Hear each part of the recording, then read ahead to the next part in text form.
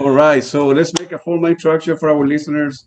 Good afternoon, Tim. My name is Claudio. I'm calling you from Washington, D.C.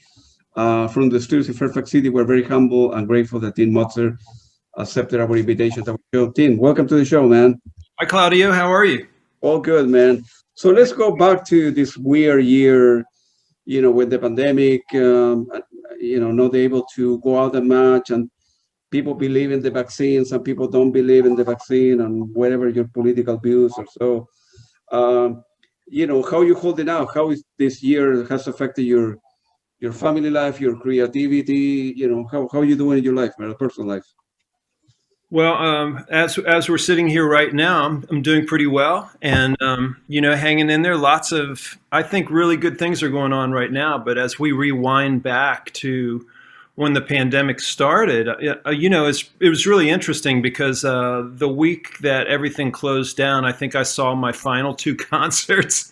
I went and saw Steve Hackett play in New Jersey, and then I saw Jeff Parker play here in Philly near my house. And the next day, everything was closed, and I was supposed to see David Torn, who is my friend. He was playing here in Philly too with Tim Byrne, and their concert was they were actually on the road, and the gig was canceled. And he called me, said, "Man," he goes, "we're just driving back home." It's crazy, right? And so suddenly we're all locked down, and I work and teach at a university, and the whole school was trying to figure out what was going to happen.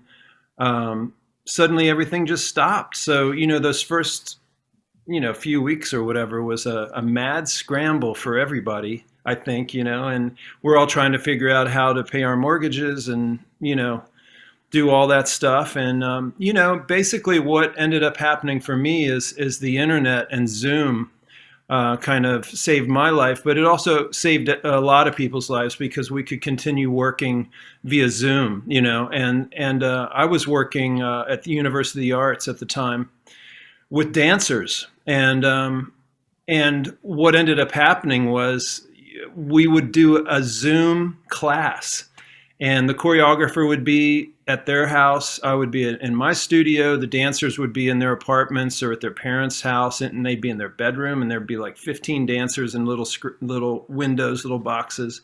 And I would play music from here, high fidelity music, as high fidelity as you could get through Zoom. It would go to them, and they would dance, and we would work. And that went on for months and months, and it got us all through in a way, And, I'm really thankful for all of that happened, because I think we all, needed to have this kind of daily ritual of getting together and creating art together. And it really, really did help us. And beyond that, the fact that I was here in my studio meant that, I could come down here and create.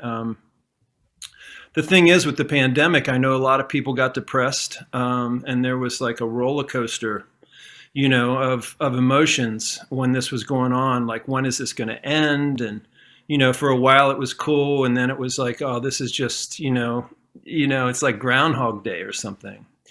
So, it was wild. And, when I would get inspired, the first thing that I got into was, thinking about the dancers who physically couldn't dance with each other anymore. And that's a big thing, that you're out of connection and contact with fellow dancers and stuff. So I ended up recording a whole bunch of kind of meditations for dancers. And I sent it to choreographers and dancers just to listen to. And I got such beautiful feedback that it was really helping them, that I eventually ended up, that was the first thing I released during the pandemic. It was an album called Inside, and that came out last summertime.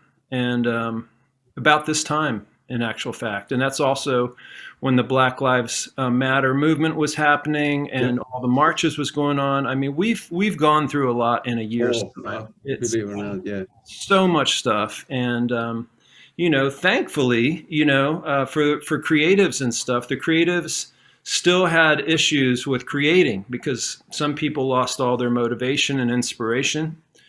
And,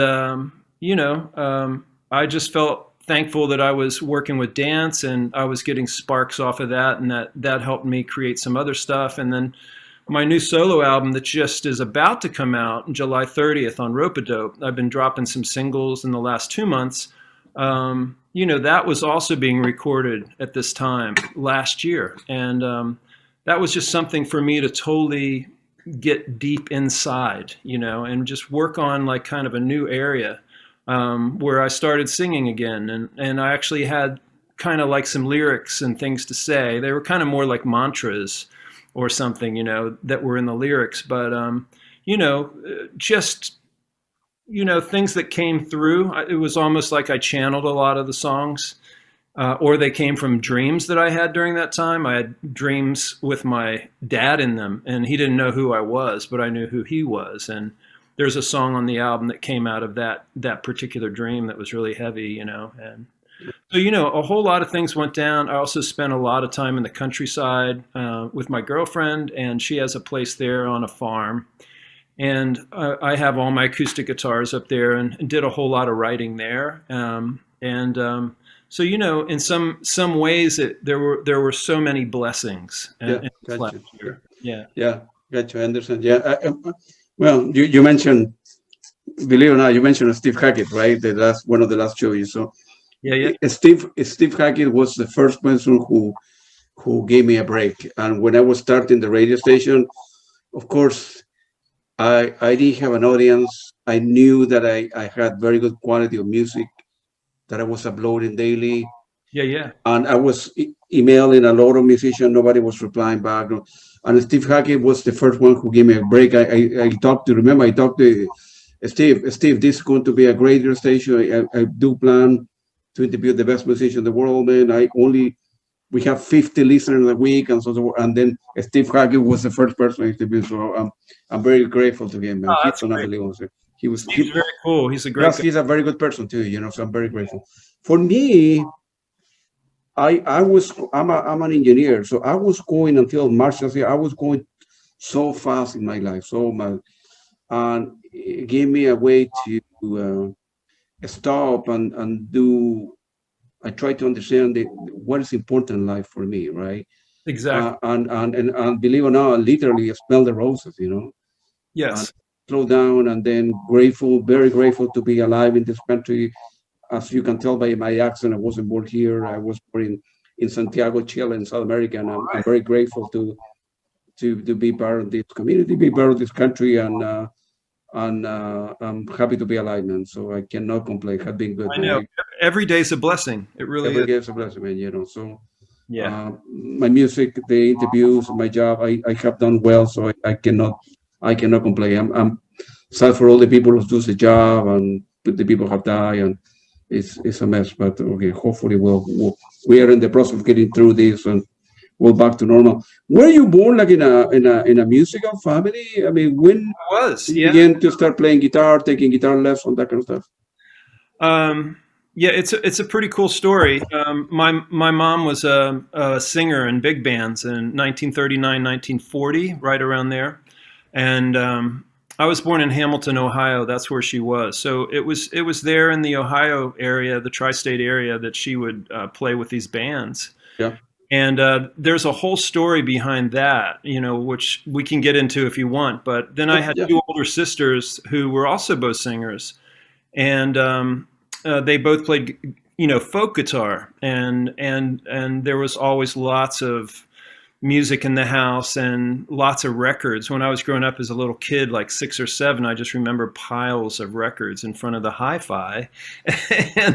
and they were like the Beatles and Joni Mitchell and Joan Baez and Bob Dylan and Frank Sinatra and, Duke Ellington and Ella Fitzgerald and all kinds of stuff, and New Orleans jazz. And there was a piano in the house too. So that was kind of like the area that I roamed around in as a kid growing up. And then also radio, AM radio was happening, and AM radio at the time, it was just like, they played everything on the station. It could be Sly and the Family Stone and the Beatles and, on and on and on. And it was just fantastic, that era growing up. So yeah, I came up in that. And then I think eventually, age 11, I wanted to play the guitar, and my sister had a guitar, and she's like, here, you can borrow mine, and here's the only 3 chords I know, and here's my Beatles books, and go have fun, you know? And then after a while, I had questions, of course, and my mom took me to see this jazz guitarist named Cal Collins, who was the local jazz guitar great, and he had toured with and played extensively and recorded with Benny Goodman at that time. So when I saw him play, I was like, wow. So it was between Cal Collins jazz and you know, of course, Jimi Hendrix, and I was listening to Band of Gypsies at the time, and then I got into Black Sabbath, and so jazz and rock and all those forms and folk and you know, everything was swirling around in my head growing up, and I was checking it all out. And I took some lessons for a while just to learn like theory and how do you make chords and what do all these scales do. And then eventually it was like, how do I improvise? I want to know how to take a guitar solo, because I was listening to Jimi Hendrix and I was listening to Wes Montgomery and all kinds of different people, Miles Davis, and like, how do they know how to do that? Like, I didn't know anything, you know, when I was starting. So I had some teachers that showed me the way and showed me the door, so to speak. And you know, of course, the study never really ends, you know, but it's important that we just get out there and do it. Ultimately, that's where all the learning is happening. So Gotcha. And then eventually you were, I don't know, 17, 18-year-old. You were finishing high school, I assumed, and then you needed to make a decision, you know, either college or convince your parents, well, or music, and say, well, I'm kind of good enough. Music is my thing. I don't want to go to college. How that came out, and then were you involved in a band to prove your case to your parents? Say, well, music, I want to try this out, you know. Well, that was an interesting time coming out of high school. I mean, all I did when I was in high school was listen to records and practice guitar. And I played in my first high school band. I think there was only one band, maybe two bands, and we would jam around mostly, you know. And I think we played at the high school a few times, but I was learning how. And I remember my first high school band, the other guitar player was like, you're going to be the lead guitar player. And I'm like, I don't know how to do a solo. And he's like, oh, let me show you. This is a pentatonic scale. This is a blues scale.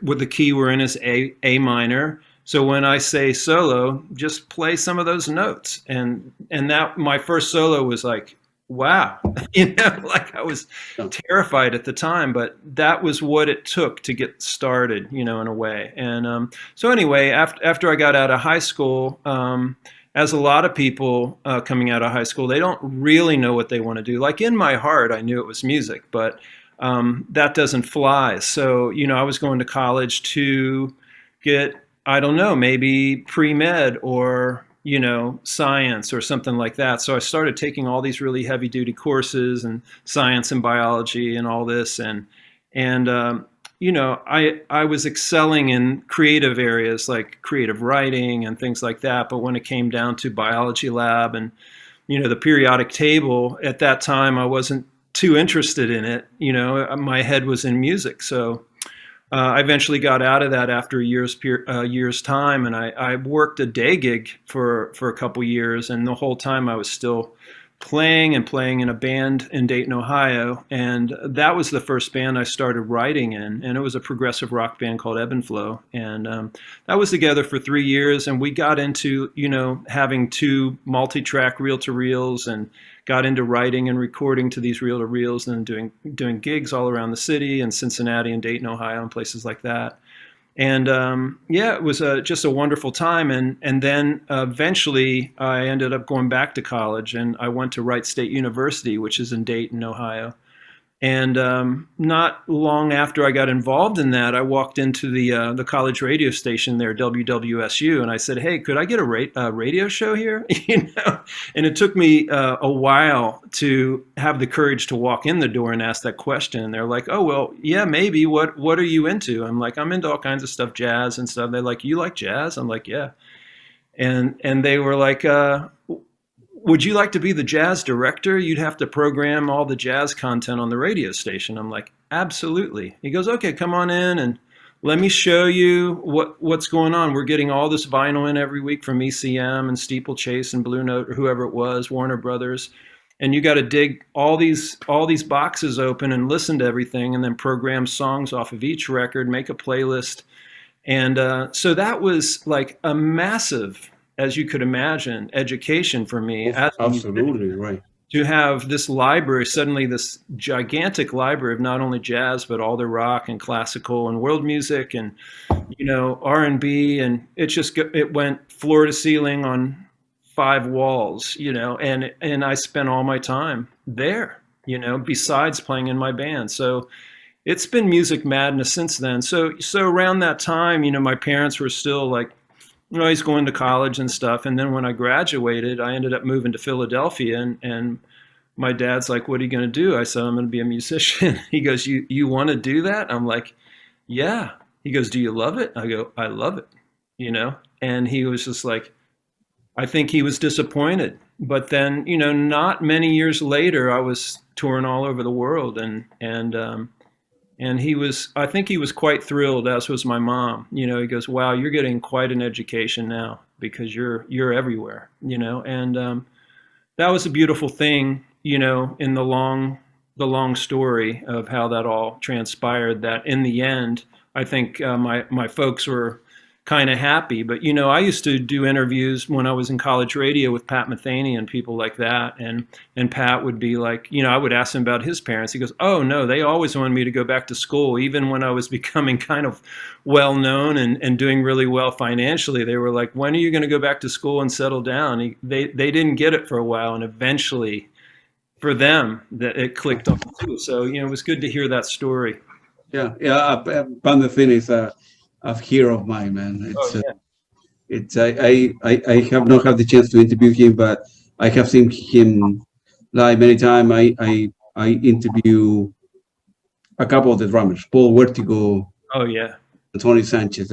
Paul Vertigo used to play early in the early careers of Pat Metheny and with Lyle Mays.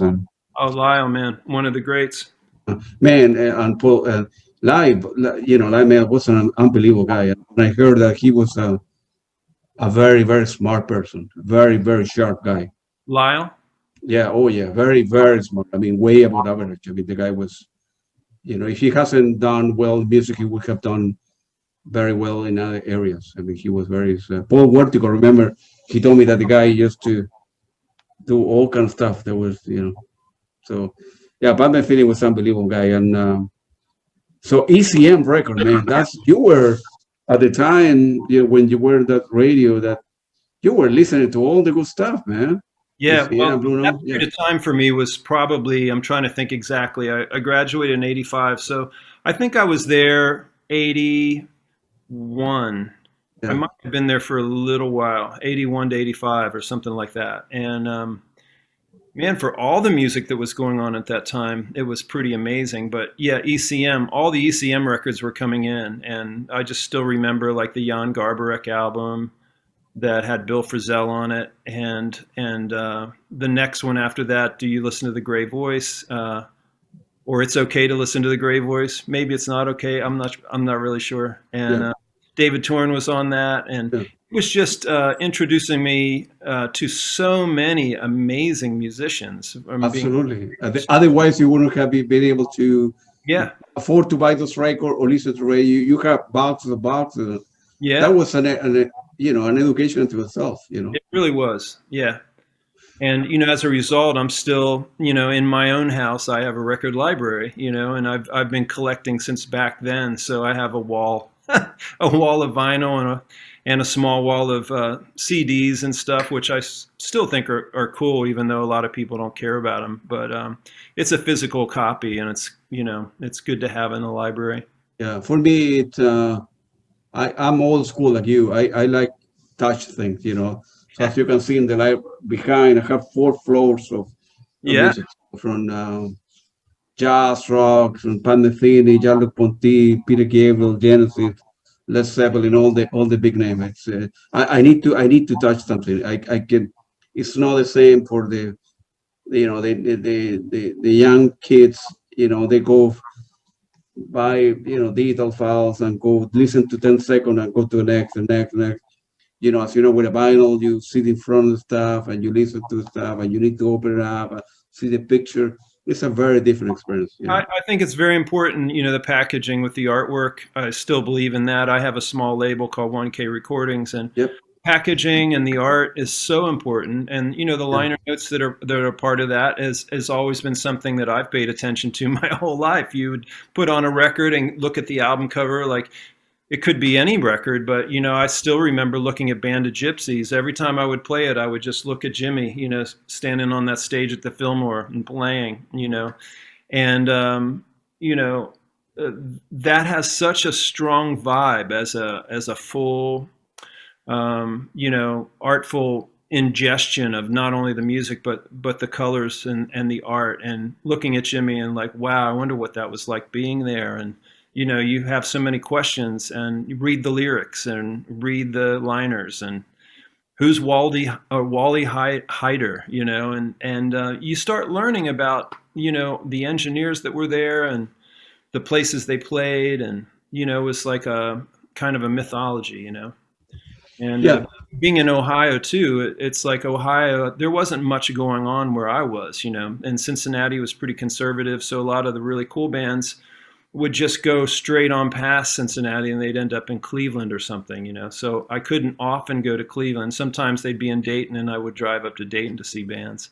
But that whole thing was just an education. When I started seeing, like, I saw Pink Floyd Animals tour when I was a teenager, and Genesis in the early days, and I started seeing that stuff and I was like, wow, how do I do that? How do I get there? That became like a goal, I think. You mentioned you at an early age you start traveling all over the world. Remember the first kind of gig that you did outside the country The first gig outside the country? Yeah, which? There were a couple. One was a band that I had of my own. It was kind of a collaborative band called Jazz Heads, and that was around 97, I think, and we went and played Toronto. I sent a cassette up there, and they had a festival going on. And the festival at the time was called the Acid Jazz Festival, Toronto Acid Jazz Festival. And they had all kinds of kind of like new jazz bands going, like groove jazz and really kind of avant-garde meets groove and just really crazy stuff. And I sent this tape of us, which was Ari Honig on drums and Chris Kuzmi on saxophone and didgeridoo. And Ben Bocardo wasn't in the band yet. He came in later, but Barry Meehan was playing bass, and we drove up. They're like, yeah, we love your cassette. Will you come and play the show? And we worked out, a fee and drove up and did this concert, and they had us headlining a night, and it was just such a great night. And all the bands that played before us were amazing, and it was packed. And I just remember after the show, we went back to the backstage, and the door burst open and all these people came running in, and they're like, we want music. What do you have? And we just happened to have like 20 cassettes that we had run off and handmade. And we just sold them all in, like, it seemed like 5 minutes. It was crazy. And it was so much fun. So that was one of the first great experiences of being out of the country for me, and just not being in the States. It felt really good to be in a different place and a different aesthetic, different consciousness. And I think the second one was when I played in a band called Les Nubians, and they were from Paris. And because of at that time, I was working with kind of in the Roots camp. I was doing a lot of guitar work in the studio for DJ Jazzy Jeff and various productions that were happening. And Les Nubians did like a remix or something with the Roots, and then they were looking for a band.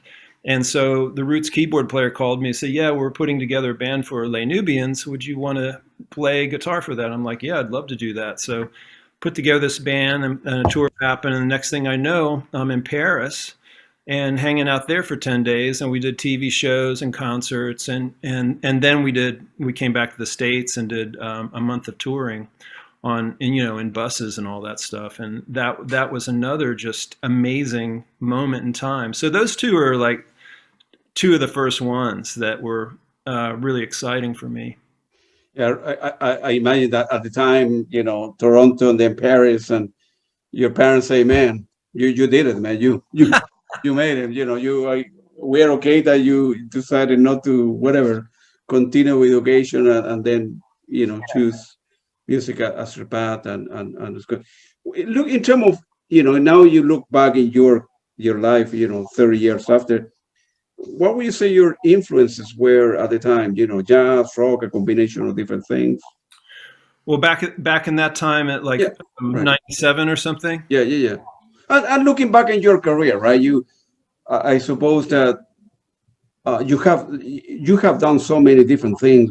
You are a very prolific guy, but where at the time were important bands that you decided, well, I want to play like this type of people, or my influence are, well, everybody would say that, Pan Metheny group of, all the, but beside the name, feel free to, drop some names or.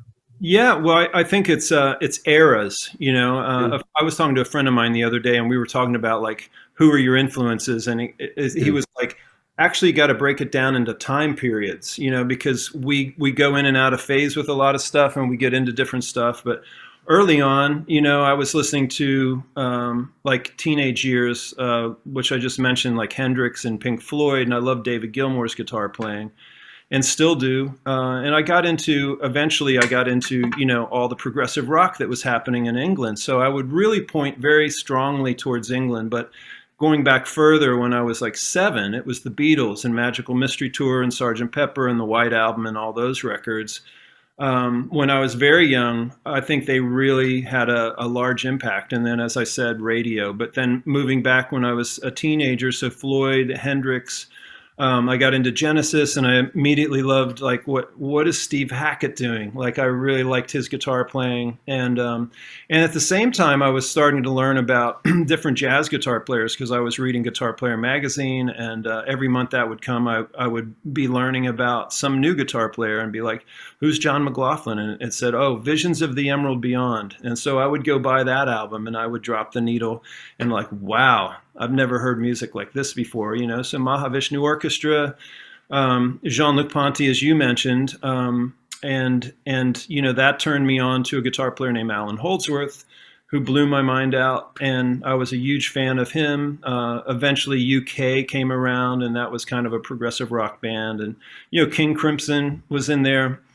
and Robert Fripp. Robert Fripp changed everything, and then the other thing was Yes, and Steve Howe was like the guy that had a million guitars. He had 12 strings, acoustic 12 strings, acoustic guitars, classical guitars. He was playing all kinds of string instruments, and I got into Yes because of that. But then I started getting interested in Chris Squire's bass playing and just the language of that band, like, wow, where does that come from? But then on the flip side, we're talking about fusion and listening to all that stuff like Stanley Clarke and Return to Forever, and Weather Report was so mind-blowing. So there was so much great music at that time. And I was just kind of way into all of it. It was all melding, and I was trying to see all those bands if I could. If any of them came nearby, I would try to get to those concerts and check them out, So that started happening probably when I was 17 or 18. And that was an experience that really changed me. So some of those guys, and, I got into Miles, eventually got deeper and deeper into jazz, and Miles Davis and John Coltrane, and really got into Ornette Coleman. And I was just exploring all this different jazz that came out in the 60s and what was around in the 70s and even late 50s, like 1959 is such an amazing year when you think about like the Charles Mingus came out. What an incredible record that is, but it's also the same year that Kinda Blue came out, and I think it's the same year that John Coltrane's masterpiece of Love Supreme came out, if I'm not mistaken. So, man, you know your stuff, man. You know your music, man.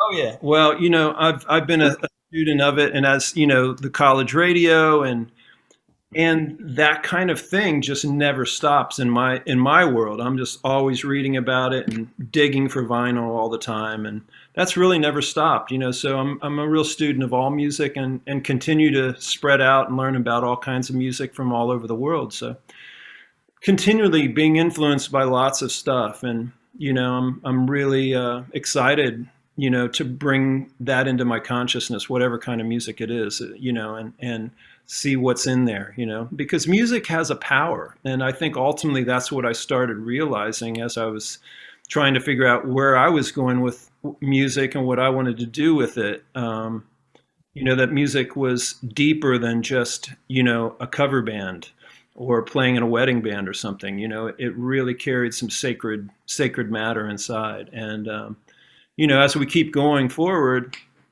I know that was the right path for me to go on, and just stay with the creative side and really try to develop as a musician and an artist. You forgot to mention Jimmy Page. Of course. Oh, well, There's so many people. So. Jimmy Page is a huge influence in many ways. And, he was a real seeker, I think, and I think the music of Led Zeppelin's so interesting. It was because they came out of the folk movement in a way. So folk music was in there right from the beginning. But also, obviously, Chicago blues was in there, and the Delta was in there. But they were flipping it into something else, and they were heavily borrowing lots of things too at times. But, when you listen to those records, especially, the third album might be my very favorite Led Zeppelin album, but they're all great, all the way up to Physical Graffiti. I love House of the Holy and the fourth album, but Jimmy Page was just brilliant in the recording studio. And I learned something about him really quickly, is that, he was always talking about atmosphere in terms of recordings. And, I never got that for years and years, what he was talking about, until I listened to a 1949 John Lee Hooker album. And I can't tell you the title, but I think it was recorded in Detroit.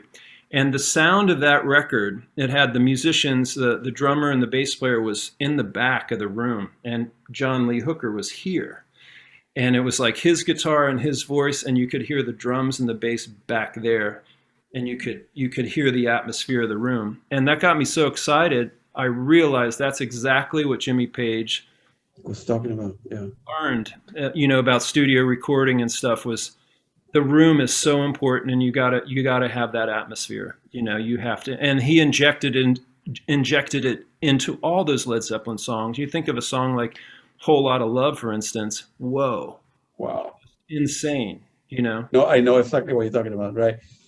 So you mentioned all these names, late 70s and early 80s, and of course, I'm biased, right? Because that's, in my opinion, that's the best area of music. I don't know if the bands nowadays, or if in the future there are going to be bands, at that level, Yeah, it's really interesting. This is a great different, right? So, Claudio, this is a great topic, because I think, coming out of the 60s, right at that time, and then hitting 1970 was a point where all these bands just suddenly boom. And, so many things were changing, like PA systems were beginning, better gear, better guitars, better amplifiers, really cool synthesizers were coming out. So, all these bands started touring, and all this stuff was going on. And it really was, I think, all the way up until, I don't know, my range is something like 67 to 74, 75, and maybe keep going a little bit. And there's certain things that are still great, but that's a golden age. It's a golden period. And not just for music, for cinema, for the arts, for writing. I mean, it was just an age where people were more conscious. And you think about like a band, say even like Mahavishnu Orchestra. I mean, they were rock stars. They were playing huge arenas and huge theaters and festivals and all over the world. And it's like jazz and music's like that now are smaller. It's very interesting that period of time, and I still think there was and remains amazing stuff now, but without a doubt that kind of interval of time was a golden age. Yeah. I go to here. I'm very fortunate because I sort of live in the border with the Washington D.C. and Maryland, right? So every band come this way. All the best bands come this way. So I'm able in normal time, no, with the COVID time, in normal time, I see, close to 30 shows a year. So because like like you, right? Music is very, very, very, very important to me, man. I cannot describe it. And I see a lot of, you know, parents or grandfather, people in the mid 40s or 50, taking the kids that are 18 to 22. And a lot of the young crowd love, the old school, right? The Genesis, the Peter Gabriel, the Pink Floyd, the Eric Clapton guys. And I don't know, of course, there is room for rap and pop stuff, of course, but I see a lot of young kids going back to 20 years ago, before they were even born, these kids, and buying records, and as if, like you mentioned, like an older era that maybe would not be repeated in the world anymore. Well, I think there will be at some point, Yeah. into, because usually everything is cyclical, and we'll get into something, Yeah. again, hopefully, it might be different, but we'll see what it is. But, the thing is like, young kids are digging at some age. They get into vinyl and they start digging into their parents' vinyl, and they're like, "Oh, what's this?" Or their parents are hipping them to certain records or whatever. And as soon as they get the bug, then they're digging and they're finding all this music. And DJ culture was a wonderful aspect of that too. Digging through vinyl and finding amazing music. And then also hip hop would be sampling bits and pieces and putting that into new music, and then people would be finding the originals, like, where is that sample from? So it's everything's going back and forth, and it's new again, and people are checking out everything. And so music is kind of immortalized in a way, as long as we have access to it in record stores and flea markets and things like that. And we're always discovering new stuff. I'm always discovering new albums I didn't know that even existed, and it's always pretty mind-blowing when you drop it. Where do you live? Are there a lot of record stores that you go Sundays or Saturday, or when you have time, or you order most of the stuff like online? Well, whenever I would be touring, if I had any time and I was nearby any place that, even in Italy, I remember one morning I had 3 hours before I had to leave. So I found this record store and I walked there, and I had my phone. I'm like, okay, it says turn right on this street. And I eventually found it and went in, and it was just unbelievable to be in Rome and digging through this vinyl. And I'm finding like Tangerine Dream albums and stuff and stuff like that. But in Philly is where I normally dig around, because I live here, and there's a record store just down the street, and there's record stores all over the city, and some of them are just outrageous. And I used to go to New York too sometimes when I was there, but their prices were usually really high. But they do amazing things. And I've been to Japan a few times, and I mean, it's unbelievable in Japan to dig around, because you can find anything, and so much stuff that you've never even knew was around. They would have it. They were very complete about everything. So sometimes in very inexpensive prices. You can get decent deal used vinyl in record store in Japan for, I don't know, $3-4 or $5 or whatever, in very good shape. So that's the fun thing when you find something in good condition and it's $5. And when I used to buy ECM records all the time, there was a period in time when no one cared about them. None of the stores. They'd be like $2 or $3. I'm like, okay, Chick Corea solo piano, $2. Sure, I'll take this home. Sure. Right. Now the ECMs are like $15, but they used to be like $2 or $3. So right, absolutely, man. Let's go back a little bit back to music. Before we go into the album, the Many Ways Around the Sun, and we'll spend a lot of time talking about that. I went to Spotify and Bandcamp last night, trying to pick some tunes here and there, different tracks, and I really like a particular track called Venture. I think from the album is Full Force, a hit compilation. Under the title Gemini. I don't know if you remember. Yeah, that was my first recording session with Jamaaladeen Tacuma, who used to play bass with Ornette Coleman.